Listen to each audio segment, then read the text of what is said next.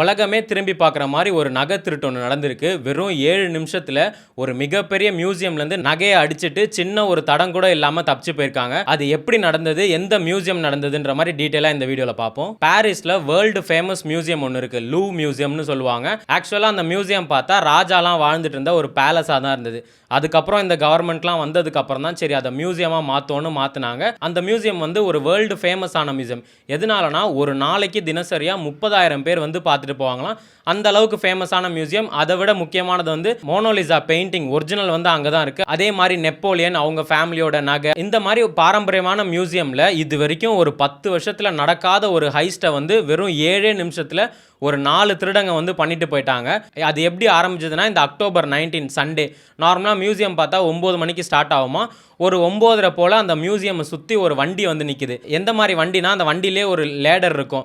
நம்ம நிறைய பார்த்துருப்போம். அந்த லேடர் இன்பில்ட்டாக இருக்கும். அந்த வண்டியிலேருந்தே நேராக நிறுத்திடுவாங்க. அந்த லேடர் வந்து வேறு ஒரு என்ட்ரன்ஸில் நிற்குது. அப்போலோ ஆஃப் கேலரின்னு ஒரு என்ட்ரன்ஸில் நிற்குது. அதுலேருந்து ஒரு 4 பேர் இறங்குறாங்க. அவங்க பார்த்தோன்னா நார்மலாக இந்த கன்ஸ்ட்ரக்ஷன் ஒர்க் பண்ணுற மாதிரி ட்ரெஸ் போட்டிருக்காங்க. எதுக்கு மெயின் ரீசனாக அந்த மாதிரி ட்ரெஸ் போட்டாங்கன்னா, அந்த மியூசியமில் கொஞ்ச நாளாக கன்ஸ்ட்ரக்ஷன் ஒர்க்ஸ் போயிட்டு இருக்குதான். ஸோ அதே மாதிரி இவங்க ட்ரெஸ் பண்ணி அழகாக சின்ன சின்ன டூல்ஸ் தான். நம்ம வழக்கமாக ஹைஸ்ட்னாலே மாஸ்க்லாம் போட்டு கன்னெல்லாம் எடுத்துகிட்டு வந்து எல்லாம் கீழே உட்காருங்கலாம் சொல்லுவாங்க. அந்த மாதிரி எந்த பேட்டர்னும் இல்லை. அழகாக சின்னதாக ஒரு கட்டிங் மிஷின் மாதிரி வச்சு அந்த பால்கனியில் இறங்கி அந்த கிளாஸ் அழகாக ஒரு ஆள் போகிற மாதிரி கட் பண்ணிடுறாங்க. கட் பண்ணி உள்ளே போனதுக்கப்புறம் பார்த்தோன்னா 2 செக்யூரிட்டி இருந்திருக்காங்களாம். அவங்கள வந்து இந்த மிஷின் வச்சு மிரட்டி 2 பேர் போய் சத்தமே இல்லாமல் அழகாக அந்த கண்ணாடியை ஓப்பன் பண்ணி அதில் இருக்க ஜுவல்ஸ் எல்லாம் கொண்டு போயிருக்காங்க. மொத்தமாக பார்த்தோன்னா ஒரு 9 ஜுவல்ஸ் கொண்டு போயிருக்காங்க. அந்த ஜுவல்ஸ்லாம் பார்த்தோன்னா 19th செஞ்சுரியில் யூஸ் பண்ண ஜுவல்ஸ் தான். அது யாரெல்லாம் கொடுத்தாங்க பார்த்தோன்னா, 3rd நெப்போலியன் அவரோட செகண்ட் ஒய்ஃபுக்கு ஒரு ஜுவல்லை கிஃப்ட் பண்ணியிருக்காரு. அந்த ஜுவல்ஸ் எல்லாமே தூக்கிட்டு போயிட்டாங்க. இந்த ஜுவல்ஸோட லிஸ்ட்லாம் பார்க்கும்போது ஐயோ இன்னும் விலையே பயங்கரமாக போகுன்ற மாதிரி இருக்குது. என்னெல்லாம் சொல்கிறாங்கன்னா, ஒரு டயரா நெக்லஸ்ன்னு சொல்கிறாங்க. அதில் பார்த்தோன்னா 8 சஃபயர் கல் இருக்கு, 631 டைமண்ட் இருக்கான். இன்னொரு ஜுவல்ல பார்த்தோன்னா 32 எமரால்டு, 1000 டைமண்ட் கல் இருக்குன்றாங்க. இன்னொரு ஜுவல்ல பார்த்தோன்னா 200 பேர்ல்ஸ், 2000 டைமண்ட்ஸ் இருக்குன்றாங்க. ஆக்சுவலாக அவங்க பார்த்தோன்னா 8 ஜுவல்ல தான் திருடிட்டு போயிட்டாங்க. 9வது ஜுவல் பார்த்தோன்னா ஒரு கிரவுன் இருந்திருக்கு. அந்த கிரவுன்ல பார்த்தோன்னா அழகா 8 ஈகிள் மாதிரி இருக்கு. நடுவில் பார்த்தோன்னா ஒரு 56 எமரால்டு வச்சிருக்காங்க. ஒரு 1000க்கு மேலே டைமண்ட்ஸ்லாம் இருக்கு. அந்த கிரவுன் பார்த்தோன்னா அவங்க எடுத்துட்டு போகும்போது கீழே விழுந்து கிடக்குது. அதை கடைசியாக ரிகவர் பண்ணி பார்த்தா லைட்டாக அடிப்பட்ட மாதிரி இருக்கான். ஆக்சுவலாக அவங்க பிளான் பண்ணது 9, அதில் 1 மட்டும் கீழே விழுந்து இப்போ அந்த ஜுவல் மட்டும் தான் கிடைச்சிருக்கு. அந்த நகையெல்லாம் எடுத்துட்டு போகும்போது பார்த்தோன்னா செக்யூரிட்டிலாம் அலர்ட் பண்ண ஆரம்பிச்சிட்டாங்க. பட் நார்மலாக அந்த சைரன் சவுண்டு கேட்ட உடனே மற்ற செக்யூரிட்டிலாம் என்ன பண்ணாங்கன்னா, ஃபர்ஸ்ட் மக்கள் எல்லாம் வெளியே அனுப்பணுன்றதுல தான் கான்சன்ட்ரேட் பண்ணனால ஹைஸ்ட் நடந்ததே அவங்க பார்க்கல. இந்த 4 பேர் என்ன பண்ணியிருக்காங்க, டக்குன்னு அங்கேருந்து இறங்கி அந்த வந்த ட்ரக்குக்கு தீ வச்சுட்டு இவங்க 4 பேரும் அந்த சூப்பர் பைக்கில் பறந்து அந்த பாரிஸோட டிராஃபிக்கில் கலந்து காணாமலே போயிட்டாங்களாம். நல்ல வேலை அங்கேருந்து செக்யூரிட்டிஸ்லாம் பார்த்தோன்னா டக்குன்னு இந்த வண்டி ஃபயர் ஆகுதுன்னு சொல்லி அந்த ஃபயரை அணைச்சிருக்காங்க. இல்லைனா அந்த மியூசியமும் ஏதாவது சேதமாயிருக்கும். இந்த ஐஸ்ட்டை பார்க்கும்போதே பக்காவாக பிளான் பண்ணி பண்ணியிருப்பாங்கன்னு தெரியுது. ஏன்னா வண்டி எடுத்துகிட்டு வந்து நிப்பாட்டு பக்காவாக பிளான் பண்ணி போயிட்டு அந்த வண்டி எரிச்சிட்டு வர போயிருக்கானுங்க. ஆனால் எதுக்காக இதை பண்ணானுங்கன்னு தெரியல. வேற ஏதோ பெரிய கோடீஸ்வரன் வந்து எனக்கு அந்த ஜொல்லு வேணும் அதை எடுத்துகிட்டு வாங்கன்ட்டு பிளான் பண்ணி பண்ணியிருந்தாங்கன்னா அது வேற விஷயம். நார்மலாக ஒரு 4-5 பேர் திட்டு பசங்க வந்து அதை எடுத்துகிட்டு போய் அந்த டைமண்ட் மட்டும் எடுத்து வைக்கலாம்னு நினச்சாங்கன்னா அது வேஸ்ட், அதோட மதிப்பே போயிடும். அது ஒரு கதையே இருக்குது. ஒருத்தர் வந்து உடம்பு சரியாமல் இருப்பார். அவங்க பையன் வந்து ஹாஸ்பிட்டல் கூட்டு போய் பார்த்துட்டு இருப்பாங்க. அப்போ சொல்லுவார் அவர், உனக்காக நான் எதுவுமே சேர்க்கல, அந்த வாட்ச்லாம் வச்சுருக்கேன், அதை எடுத்து நீ பொழைச்சிக்கப்பா அப்படின்னு சொல்லுவார். அவங்க பையன் என்ன பண்ணுவார், எடுத்துகிட்டு போயிட்டு இந்த கைலங்கடையில் எடுத்துகிட்டு போய் கேட்பார், இது எவ்வளோங்க கொடுப்பீங்கன்னு. சும்மா 100 ரூபா கொடுப்பான்பா அப்படின்ற மாதிரி சொல்லி அனுப்பிச்சிடுவார். அவங்க அப்பா கிட்ட சொல்லுவார், என்ன டேடி 100 ரூபா தான் தரானுங்க, இதை வச்சு நான் என்ன பண்ணுறது, இதை எடுத்துகிட்டு போய் வாட்ச் கடையில் குடுறா அப்படின்ற மாதிரி இது சொல்லுவார். அப்புறம் வாட்ச் கடையில் போய் கேட்கும் போது தான் அதோட வேல்யூவே அதிகமாக இருக்கும். அந்த பொருள் வந்து எங்கே கொடுக்குறோமோ அதுக்கு தான் அதோட வேல்யூ இருக்குன்னு சொல்லுவாங்க. அந்த மாதிரி இது வந்து அப்படியே அந்த நகையோடு வச்சுருந்தா தான் இதுக்கு மதிப்பு. அந்த டைமண்ட்லாம் எடுத்துட்டாங்கன்னா அதுக்கு வேல்யூவே போயிடும். இப்போ இந்த நியூஸ் வந்து உலகத்தில் இருக்க எல்லா மியூசியத்துக்குமே ஒரு பயத்தை உண்டாக்கியிருக்கு. என்ன சொல்கிறாங்கன்னா, இவ்வளோ பெரிய மியூசியமில் ஏன் செக்யூரிட்டி கேமராஸ் இல்லை, ஒரு நாளைக்கு இத்தனை பேர் வந்துட்டு போகிறாங்கனாலும் அவங்களுக்கு ஏற்ற செக்யூரிட்டி இல்லை, அதுவும் பட்ட பகலில் 9 மணிக்கு திறக்கிற மியூசியமில் 9:30 அடித்து வெறும் 7 நிமிஷத்தில் அவனுங்க அந்த இடத்தையே காலி பண்ணி போயிட்டாங்க. இந்த சம்பவம் நடந்த உடனே எல்லா மக்களையும் வெளியெல்லாம் அனுப்பிட்டு அந்த மியூசியத்தை கொஞ்ச நேரம் க்ளோஸ் பண்ணிட்டு போர்டு போட்டாங்க, இந்த மாதிரி 20ஆம் தேதி வரைக்கும் ஓப்பன் பண்ண மாட்டோம், ஃபர்தர் இன்ஸ்ட்ரக்ஷன் வர வரைக்கும் வெயிட் பண்ணுங்கன்னு. மக்கள் அங்கே வந்து இந்த விசிட்டர்ஸ்லாம் பார்த்தோன்னா நிறைய ஊர்லேருந்து வந்திருக்காங்க.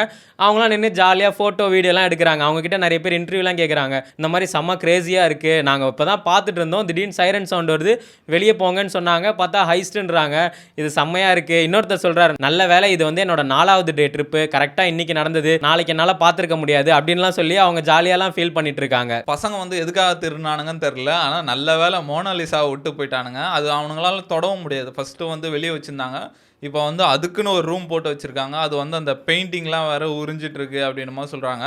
அத தூக்கிட்டு போயிருந்தாங்கன்னா இந்நேரம் பெரிய பிரச்சனை ஆயிட்டு இருக்கும். இப்போ இந்த கேஸை வந்து தீவிரமா விசாரணை பண்ணிட்டு இருக்காங்க. ஒரு 60 இன்வெஸ்டிகேட்டரை போட்டு சிசிடிவி கேமரா எல்லா இதுவுமே சர்ச் பண்ணிட்டு இருக்காங்க. ஆனா இது எல்லாரும் என்ன சொல்றாங்கன்னா, இது ஒரு ப்ரீ பிளான்டு தான்.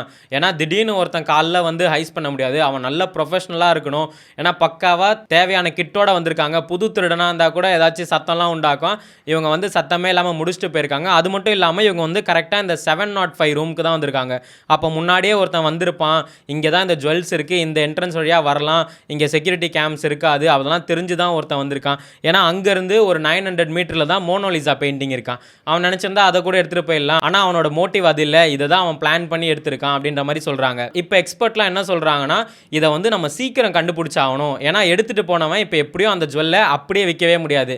ஏன்னா நம்மளால் ஆக்ஷன்லாம் போட்டால் துண்டா தூக்கிடுவாங்க. என்கிட்ட வந்து நெப்போலியனோட ஒய்ஃபோட ஜுவல் இருக்குது, வாங்கிக்கிறீங்களா அப்படின்னு இன்டர்நெட்டில் போட்டால் அவனை துண்டா தூக்கிட்டு போயிடுவாங்க. அதனால இவங்க மேக்ஸிமம் என்ன பண்ணுவாங்கன்னா, அந்த ஜுவல்லை உருக்கிடுவாங்க. அதுதான் எங்களுக்கு பயமாக இருக்குது. அதுதான் எங்களோட டைம் லிமிட்டு. ஜுவல்லை உருக்கி அவங்க ஒன்ஸ் அதை டிஸ்மேண்டில் பண்ணிட்டாங்கன்னா அதுக்கப்புறம் அது கிடைச்சுமே எங்களுக்கு பிரயோஜனம் இல்லை அப்படின்ற மாதிரி இப்போ அவங்களுக்கு செம்ம ப்ரெஷர் வந்திருக்கு. அது என்னமோ உண்மைதான். இந்த காமெடிலாம் சொல்லுவாங்கல்ல, டேய் கழுத கற்பூர வாசம் தெரியுமாடா அப்படின்ற மாதிரி அதை போய் உருகிட்டாங்கன்னா அது வேஸ்ட்டாக போயிடும். அட்டப்பாவீங்களா அப்படின்ற மாதிரி இருக்கும். அதோட மதிப்பு தெரியுமாடா உங்களுக்கு அப்படின்ற மாதிரி இருக்கும். ஃபஸ்ட்டு தேடி கண்டுபிடிக்கணும். திருடினது ஒரு விஷயம், எதனால திருடுனீங்க அப்படின்ற மாதிரி பார்க்கணும். எப்பவுமே வந்து சரி பேங்க்குக்கு போய் பணம் கொள்ளடிக்கிறீங்க, ஓகே. சரி தங்கத்தை கொள்ளடிக்கிறீங்க, ஓகே. உருக்கி எதாவது பண்ணிடலாம். எதுக்குடா நெப்போலியனோட நெக்லஸை கொள்ளடிச்சிங்க அப்படின்ற மாதிரி இருக்கு. இதெல்லாம் பார்க்கும்போதே தெரியுது பசங்க வந்து நல்லா அந்த மணி ஹெய்ஸ்ட் படம்லாம் பார்த்துருப்பானுங்கன்ட்டு அதே மாதிரி முன்னாடியே வந்து பார்த்து பிளான் பண்ணி போயிருக்கானுங்க. ஆனால் அந்த மியூசியம்காரனுக்கு தான் அந்த படம் பார்க்காம விட்டானுங்க போல். அதனால தான் அவனுக்கு கோட்டை விட்டானுங்க. அவங்களுமே என்ன சொல்கிறாங்கன்னா, கன்ஸ்ட்ரக்ஷன் ஒர்க்ஸ் நடந்துட்டு இருந்தது, அதனால் அதில் ஒரு ஆள்னு போல் நாங்கள் விட்டுட்டோம், இல்லைனா நாங்கள் அலர்ட்டாக தான் இருந்திருப்போம்னாங்க. நீ எல்லாம் இப்போ சொல்லி என்ன பிரயோஜனம், அதான் எடுத்துகிட்டு போயிட்டானேன்ற மாதிரி இருக்குது. அதே மாதிரி இந்த மியூசியம் பார்த்தனா இதுதான் ஃபஸ்ட் டைம் திருட்டுனா இல்லை, இதுக்கு முன்னாடியே ஒரு 4-5 திருட்டுலாம் நடந்திருக்கு. இங்கே தான் வந்து இந்த வேர்ல்டு ஃபேமஸ் மோனோலிசா பெயிண்டிங் இருக்குது. அந்த பெயிண்டிங்கே பார்த்தனா 1911 ஒருத்தர் திருடி இருந்தார். அங்கே ஒர்க் பண்ணுற ஒருத்தர் வந்து அழகாக ட்ரெஸ்ஸுக்குள்ளே வச்சு எடுத்துகிட்டு போயிட்டாராம். 1911 எடுத்துகிட்டு போனவர் ஒரு 28 மாதம் அதை வச்சு என்ன பண்ணுறதுன்னு தெரியாமல், ஏன்னா உடனே போட்டால் சூட்டோட சூடாக போட்டால் பிடிச்சிருவாங்கன்னு அவர் வெயிட் பண்ணி வச்சுட்டு ஒரு 28 மாதத்துக்கு அப்புறம் ஆக்ஷனில் விட்டுருக்காரு. ஒரிஜினல் மோனோலிசா பெயிண்டிங் ஆக்ஷனில் வருதுன்னு பார்த்தா அவர் துண்டாக தூக்கிட்டாங்க. தூக்கும்போது தான் தெரியுது இவர் இங்கேயே வேலை செஞ்சு இங்கேருந்தே பெயிண்டிங்கை தூக்கிட்டு போயிட்டாங்கன்னு. அப்படி ரிகவர் பண்ணி தான் இப்போ திரும்பி மோனோலிசா பெயிண்டிங்கை வந்து கொண்டு வச்சிருக்காங்க. அதே மாதிரி தான் 1976லையும் பார்த்தோன்னா ஒரு 3 திருடங்க வந்து ஒரு பழைய வாளை வந்து எடுத்துகிட்டு போனாங்களாம். இன்னி வரைக்குமே அதை கண்டே பிடிக்கலையாம். அந்த மாதிரி இந்த ஜுவல்லையும் நீங்கள் விட்டுருவீங்க அப்படின்ற மாதிரி பப்ளிக்லாம் சொல்கிறாங்க. இதை மட்டும் கண்டுபிடிக்காம விட்டாங்கன்னா அதுக்கப்புறம் அந்த மியூசியமில் 705 ரூமுக்கு யாருமே போக மாட்டாங்க. இப்போ வந்து பாரிஸில் ஃபுல்லாக இன்வெஸ்டிகேஷன் போயிட்டு இருக்கு. ஆனால் இப்போ நியூஸ் வரைக்குமே பார்த்தோன்னா யாருமே கண்டுபிடிக்கல. அவங்க எங்கே போனாங்கன்னு தெரில. அந்த நகையை பற்றி எந்த டீட்டெயில்ஸுமே இல்லை. மேபி வந்து அந்த திருடங்களும் இருங்க அந்த சூடு குறையட்டும், இந்த நியூஸோட சூடு குறைஞ்சதுக்கப்புறம் வேலையை ஸ்டார்ட் பண்ணலான்னு வெயிட் பண்ணிட்டு இருக்காங்க போல இருக்கு. இந்த திருடங்க பார்த்தோன்னா ஹை ப்ரொஃபஷனலாக இருக்காங்க. அதனால அவங்க சின்ன தடையும் கூட விட்டு போல. மேபி நாங்கள் வந்து இந்த டிஎன்ஏலாம் வச்சு தான் கண்டுபிடிக்க முடியும்ன்றாங்க. டிஎன்ஏ கூட அவங்க மேபி கண்டுபிடிக்க முடியாது போல, ஏன்னா அவங்க பக்கவாக க்ளவுஸ்லாம் போட்டிருப்பாங்க. ஆனால் தமிழ்நாட்டில் பார்த்தோன்னா சில பேர்லாம் திருடும் போதே ஒரு பேட்டர்ன் வச்சுருப்பாங்க. நிறைய நமக்கு நியூஸ்லாம் பார்த்துருப்போம். போலீஸ் வந்து அந்த திருட்டை பார்த்த உடனே ஓ இந்த கேங்கா அப்படின்ற மாதிரிலாம் சொல்லுவாங்க. அந்த மாதிரி ஒரு 6 வருஷத்துக்கு முன்னாடி ஒரு நான் நியூஸ் பார்த்தேன். இந்த லலிதா தங்க நகை மாளிகையில் பார்த்தோன்னா ஒரு திருட்டு நடந்திருக்கு. கடையெல்லாம் க்ளோஸ் பண்ணிட்டு போனதுக்கப்புறம் ஒரு 28 கிலோ நகை காணாமல் போயிருக்கு. போலீஸ் வந்து பார்த்த உடனே கண்டுபிடிச்சிட்டாங்க இது வந்து முருகன் குரூப் அப்படின்ட்டு. என்னென்னா அவங்க வந்து செவுத்தில் ஓட்டை போட்டு ஒரு ஆள் போகிற அளவுக்கு ஓட்டை போட்டு உள்ளே போய் நகையை திருடி எடுத்துகிட்டு போயிடுவாங்களாம்.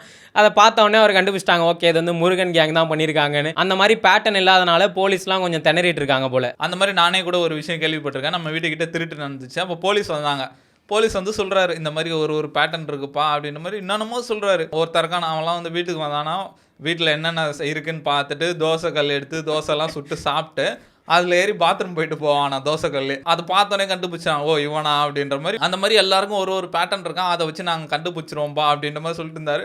யாரா உனுங்களாம் அப்படின்ற மாதிரி இருந்தது. இப்போ பாரிஸ் போலீஸ்க்கு தான் செம்ம ப்ரெஷராக இருக்கும். ஏன்னா இதை அவங்க கண்டுபிடிச்சாதான் அந்த மியூசியமை திரும்பி ஓப்பன் பண்ண முடியும். அந்த ஜுவல்ஸை கண்டுபிடிக்காம திரும்பி மியூசியம் ஓப்பன் பண்ணாங்கன்னா இவ்வளோ விசிட்டர்ஸ் உள்ளே வருவாங்களானே டவுட்டு தான். கண்டிப்பாக இது ஏதோ பெரிய ஹை லெவல் டீம் தான் பண்ணியிருக்குன்ற மாதிரி இருக்குது. அந்த மணி ஹெய்ஸ்ட் அந்த லெவல் டீம் தான் பண்ணியிருக்கானுங்க. கண்டிப்பாக இது பின்னாடி பெரிய ஆள் இருப்பாங்கன்னு நினைக்கிறேன். ஏன்னா நார்மல் பீப்புளெலாம் வந்து இந்த மாதிரி அடிச்சுட்டு போட முடியாது. அது ஏதோ பெரிய லிங்க் இருக்குன்னு நினைக்கிறேன். அது வந்து வெளியே வரும்போது தான் தெரியும் இது பின்னாடி யார் இருக்காங்கன்ட்டு. நீங்கள் இந்த பாரிஸ் மியூசியம் ஹைஸ்ட்டை பற்றி என்ன நினைக்கிறீங்க? உங்களுக்கு ஏதாவது இந்த மாதிரி இன்ட்ரெஸ்டிங்கான ஹைஸ்ட் தெரிஞ்சிருந்தா அதை கமெண்ட்டில் சொல்லுங்கள்.